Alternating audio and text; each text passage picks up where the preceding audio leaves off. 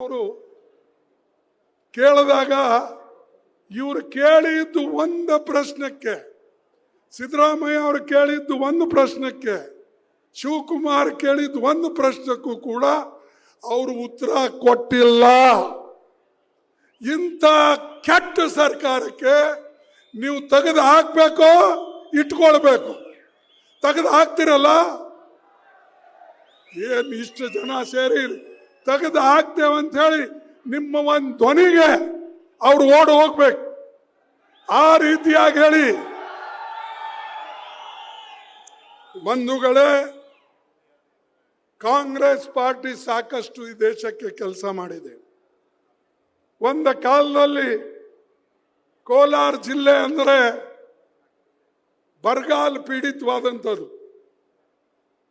ಆಮೇಲೆ ಈ ಕೋಲಾರ ಜಿಲ್ಲೆ ರೇಷ್ಮೆಗೆ ಮತ್ತು ಹಾಲಿಗೆ, ಮಿಲ್ಕ್ ಅಂಡ್ ಸಿಲ್ಕ್ ಇದಕ್ಕೆ ಪ್ರಸಿದ್ಧವಾಯಿತು.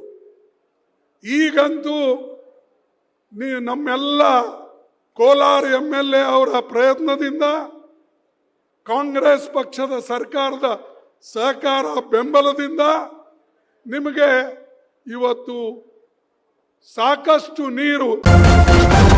ನ್ಯೂಸ್ ಫಸ್ಟ್, ನಿರ್ಭೀತಿಯಿಂದ ನಿಮ್ಮ ಪರವಾಗಿ.